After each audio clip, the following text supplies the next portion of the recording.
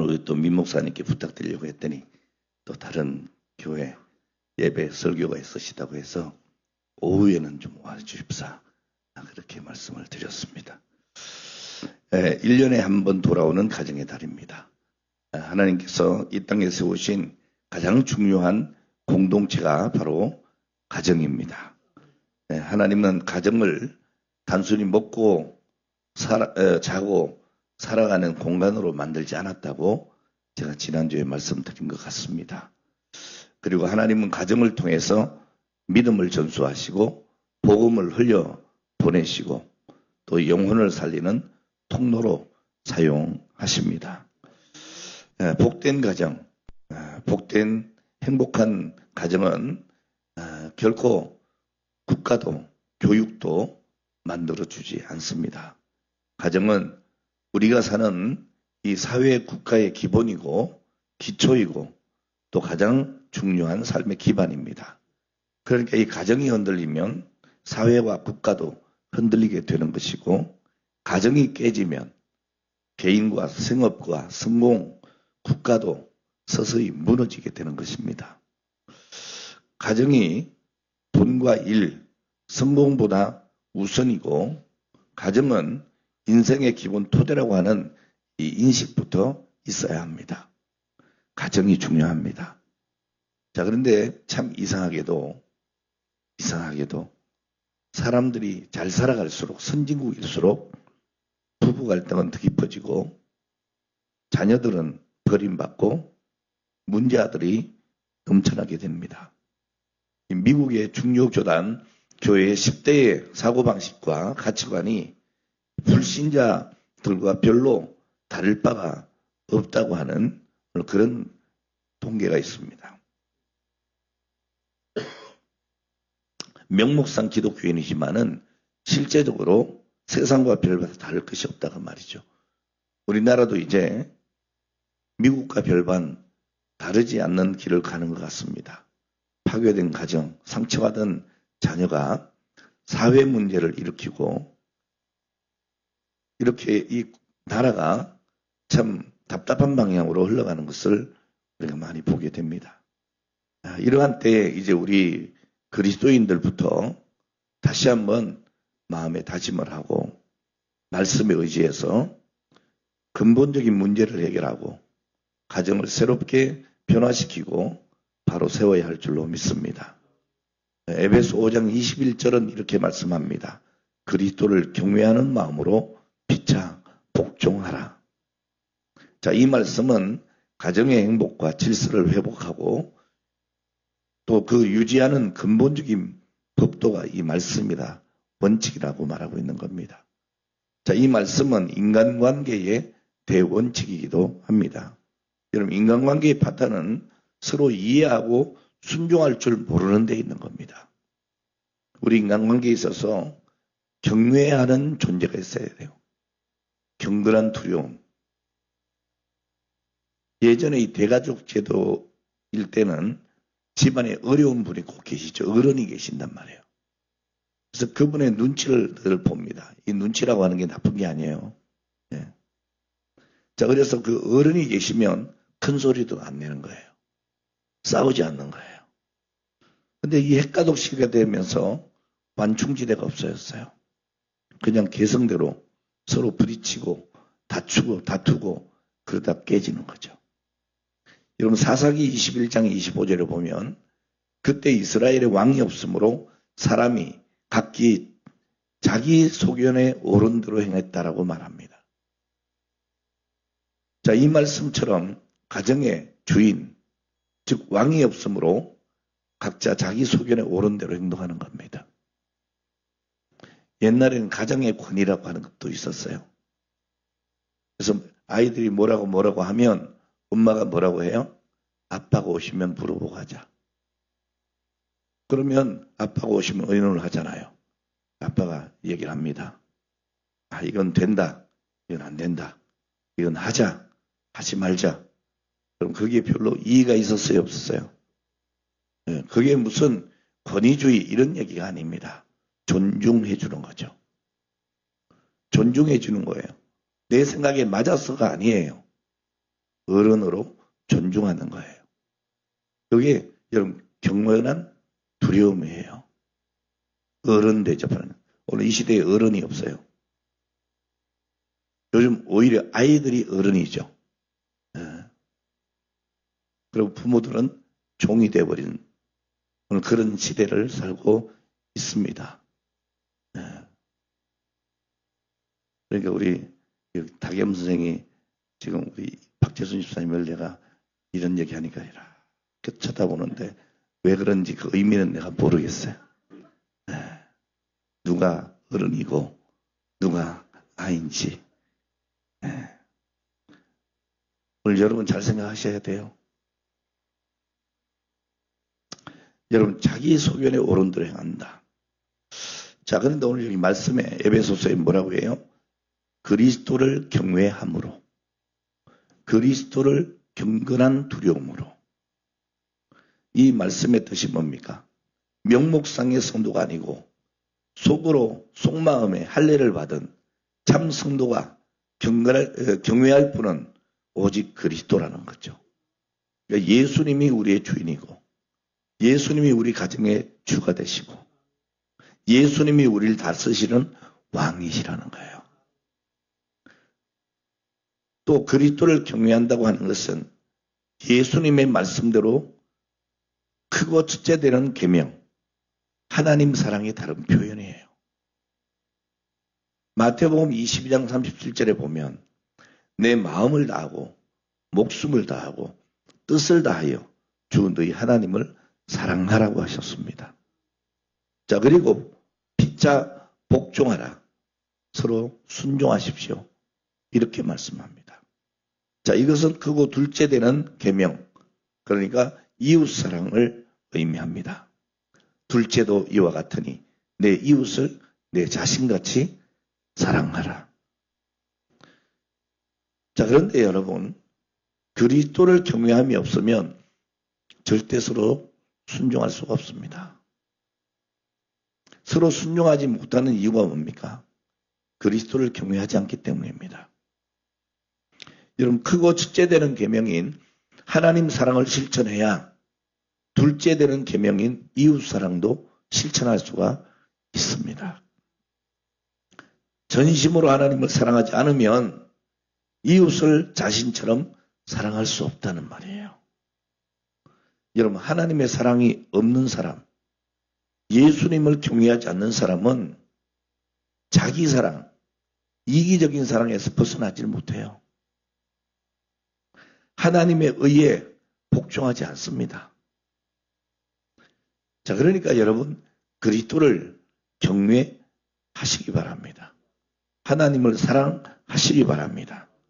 자, 그러면 이웃과 가족을 내 몸처럼 사랑할 수 있게 됩니다.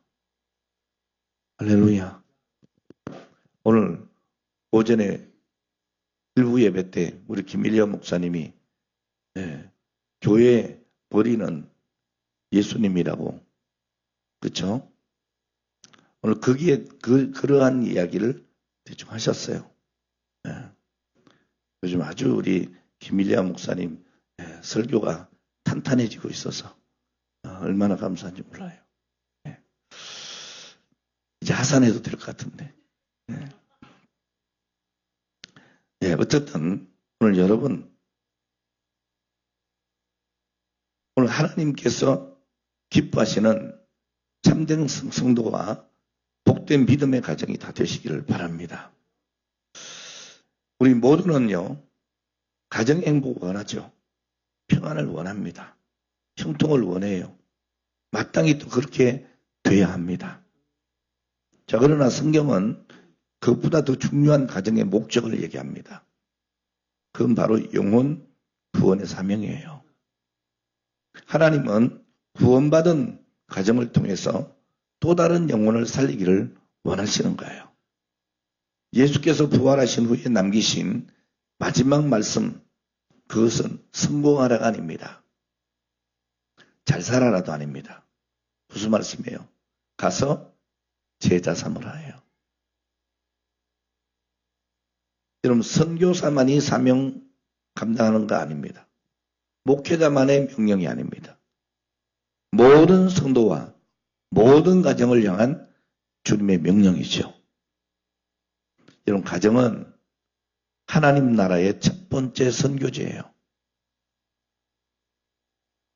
먼저 하나님은 가정을 통해서 믿음을 전수하기를 원하십니다. 여러분, 세상은 자녀에게 뭘 가르쳐요? 성공해라, 잘 살아라, 이거 가르칩니다. 자, 그러나 하나님은 믿음을 전수하라고 말씀합니다. 부모의 가장 중요한 사명이 뭡니까, 여러분? 자녀를 좋은 학교에 보내고 좋은 직장에 들어가게 하고, 아닙니다, 여러분. 그 이전에 하나님 앞으로 인도하는 거예요. 여러분, 신앙은 유전되지 않습니다. 의도적으로 가르쳐야 합니다. 함께 예배하고 함께 기도하고 삶으로 믿음을 보여줘야 하는 거예요. 부모가 교회에서는 뜨거운데 집에서 냉랭해지면 자녀는 신앙의 능력을 보지 못하는 거예요. 자, 그러나 부모가 하나님 앞에 신실한 모습으로 살아가는 것을 보게 될 때 그 자녀의 마음속에는 하나님에 대한 경외심이 생기는 겁니다. 뭐 호불호가 있지만 이명박 전 대통령은 여러 차례 자기의 삶에 가장 큰 영향을 준 존재로 어머니의 새벽 기도라고 얘기합니다. 그의 어머니 최태원 권사님은 극심한 가난 속에서도 자녀보다도 먼저 나라와 민족을 위해서 기도했던 것으로 알려져 있습니다. 대표적으로 알려진 내용이 이런 거예요. 어머니는 새벽 4시면 일어나 아이들을 깨워 기도하게 하셨다. 이제 다겸이 큰일 났다. 새벽 4시면 깨운다. 자, 그런데 놀라운 것은요, 자신이 먹고 살기도 힘드셨는데 이 어머니는 그 아이들을 깨워서 기도를 하면서 나라와 사회를 위해서 먼저 기도하고 자녀를 위해서는 맨 마지막에 그저 건강하게 해달라고 기도했답니다. 그래서 이명박 전 대통령은 어린 시절에는 우리도 못 먹고 사는데 왜 나라를 위해 기도하느냐, 그런 불만도 있었다 그래요. 근데 훗날 기도의 의미를 깨닫고 간증을 했던 겁니다. 또 그가 다녔던 포항제일교회 교인들의 증인에 따르면 그의 어머니는 추운 겨울에도 군용 담요 하나 뒤집어 쓰고 밤새 교회에서 자녀들과 민족을 위해서 기도했다는 거예요. 자, 그리고 이 전 대통령의 형제들은 여러분 잘 아시다시피 그 큰형은 자동차 회사 회장이고 그 둘째 형은 국회의장을 했잖아요. 자, 이 최태원 권사님의 신앙과 새벽 기도가 그 가족 전체에 영향을 준 거예요. 이 대통령은 이런 얘기를 합니다. 우리 집은 너무나 가난했지만 어머니는 교회를 포기하지 않으셨다. 우리 가정은 너무너무 가난했지만 어머니는 절대로 교회를 포기하지 않았대요. 형제들은 모두 교회에서 자랐고 믿음과 근면을 배웠다. 이렇게 얘기했습니다. 그리고 그 형인 이상덕 전 국회 부의장은 공개석장에서 기독교 신앙과 어머니의 기도에 대해서 이렇게 언급한 적이 있어요. 가족 전체가 가난 속에서도 교회를 중심으로 생활했고 새벽 기도와 주일 성수 교육을 엄격히 받았다. 이런 증언들을 공개석상에서도 하고 그의 인터뷰 회의록에 등장을 하는 것을 보게 됩니다. 오늘 여러분, 가정은 말로만이 아니라 삶으로 복음을 전하는 곳이어야 합니다. 둘째로 하나님은 가정을 통해서 이웃의 영혼을 품기를 원하시는 거예요. 지난주에도 말씀드린 것 같이 믿음은 흘러가야 되는 겁니다. 은혜는 머무르면 안 되는 겁니다. 하나님께서 우리 가정을 구원하신 이유는 다른 가정을 살리게 하기 위해서예요. 오늘 여러분의 가정은 축복의 통로가 돼야 돼요. 복음의 통로가 돼야 돼요. 은혜의 통로가 돼야 돼요. 여러분 이것은 멈추면 안 되는 거예요. 흘러가야 되는 것입니다. 초대교회를 보면 복음은 언제나 가정을 통해서 확장됐죠. 브리스길라와 아굴라의 집을 통해서, 그리고 빌립보 간수의 집을 통해서, 그리고 고넬료의 집처럼 하나님은 한 가정을 복음의 거점을 삼으셨다는 거예요. 오늘 여러분의 가정이 복음의 거점이 되기를 바랍니다. 그래서 우리 교회 기도 제목이 뭐죠? 한 가정이 한 선교사님을 섬기는 거예요. 할렐루야. 우리도 먹고 살기 힘든데 어떻게 선교사님까지 우리가 책임지냐? 아니에요, 여러분. 그렇게 해달라고 기도하셔야 되는 거예요. 하나님, 제가 한 선교사님을 파송할 수 있는 이런 가정이 될 수 있도록 능력과 믿음을 주십시오. 제가 그래서 언젠가 그 교회 권사님 한 분에게 이렇게 일을 하시는 분이니까, 권사님, 째째하게 11조를 50만 원, 60만 원 뭐 이런 거 하냐고, 기도를 좀 크게 하라고, 한 500만 원 달라고 기도하라고. 그랬더니 그 말씀을 엄청 하나님의 음성으로 들으신 거야. 여러분, 목사님이 얘기할 때 그냥 하는 거 아니거든. 보고 하는 거거든. 그러니까 여러분들 잘 들어요. 그렇게 얘기하면 흘려듣는 분도 있고 여기 흘려듣는 분들도 여럿 있어. 그 말씀을 하나님 말씀처럼 받는 사람도 있어. 그래서 때때로 그런 얘기를 하더라고. 그 이후에 목사님 될 것 같아요. 될 것 같아요. 되고 있어요. 오늘도 이렇게 거래처에 이런 제안을 했어요. 이런 얘기를 한단 말이에요. 여러분, 내가 하는 거 아니에요. 오늘 여러분의 가정이 복음의 거점이 돼야 돼요. 센터가 돼요, 센터가. 그래서 여러분 가정을 통해서 선교사도 파송하고 사회 구제도 하고, 여러분 그런 능력 있는 가정들이 되셔야 돼요. 네. 오늘 여러분 이 브루스길라와 아굴라의 집이나 빌립보 간수의 집이나 고넬료의 집처럼 오늘 여러분의 가정도 마찬가지. 하나님은요, 우리 집 문을 닫아 걸고 우리끼리 잘 살라고 부원하신 것 아니에요. 상처받은 영혼, 낙심한 이웃, 예수를 알지 못하는 사람을 품으라고 우리 가정을 세우신 거예요. 이제 여러분들이 직장에서, 학교에서, 그리고 사회생활 속에서 나누는 그 식탁이 전도의 자리가 되게 하시기 바랍니다. 여러분, 따뜻한 전화 한 통이 영혼을 살릴 수 있어요. 작은 섬김 하나가 다친 마음을 열 수도 있어요. 하나님은 거창한 것보다도 사랑으로 품는 개인과 가정을 사용하시는 겁니다. 여러분, 전도는 프로그램 이전의 관계예요.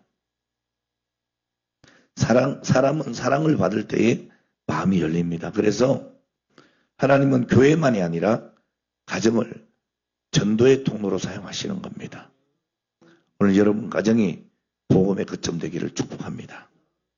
세 번째, 영혼을 품는 가정에 하나님이 함께 하신다는 사실이죠.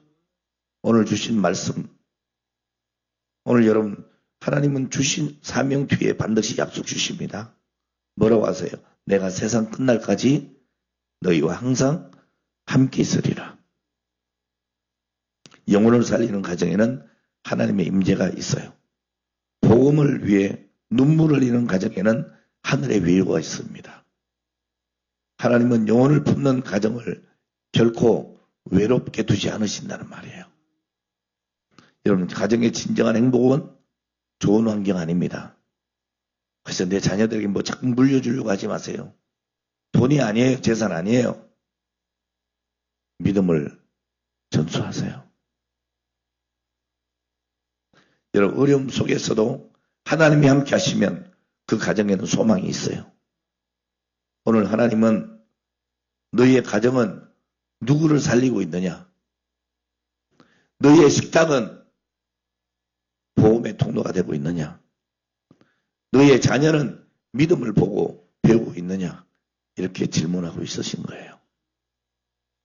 오늘 사랑하는 여러분, 이제 우리 가정이 방향을 바꿔야 해요.